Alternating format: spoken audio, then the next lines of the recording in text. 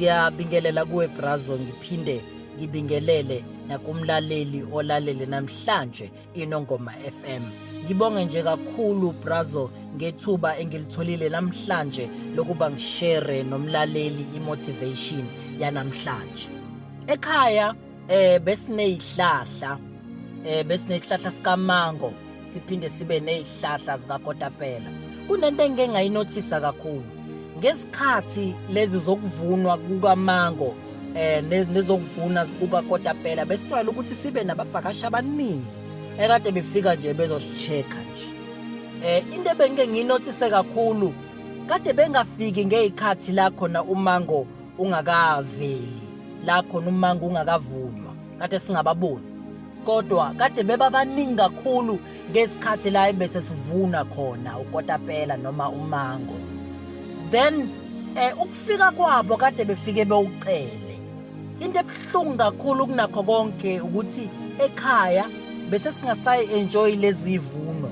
Isizathu ukuthi besiba nabantu abaningi, bekuthi uma kuvela nje okuyelanyana lapha phezulu kukamango, siyobona kukhona umuntu osewubonile ngathi edlula usezosibingelela nje, bese sicela simkhele umango. Sekuyaphoqa ukuthi sikhe wona leya mango usuvuthwayo, sekuphoqa ukuthi sikhe wona leya kotapela usuvuthwayo, besigcine sesingasa-enjoy isivuno.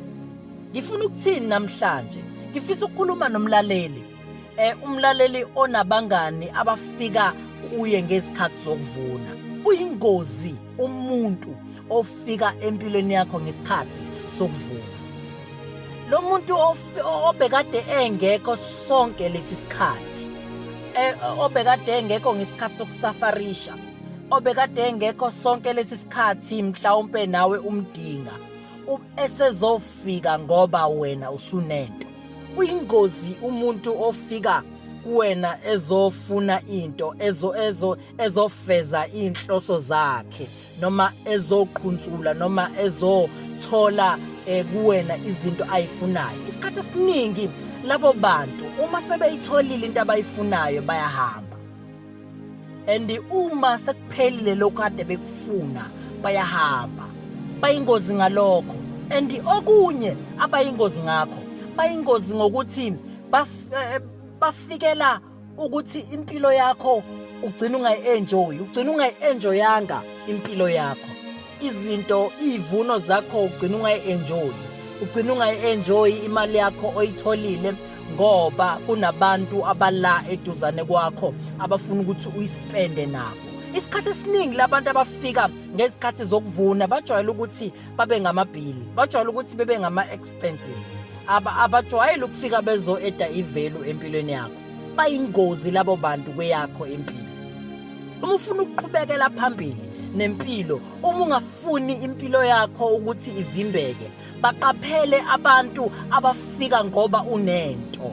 And bayingozi ngento eyodwa, ngoba labo bantu uma sebehamba uthi mhla usubadinga bona ababe besakwazi ukukusiza, kuba ngazuthi abakwazi.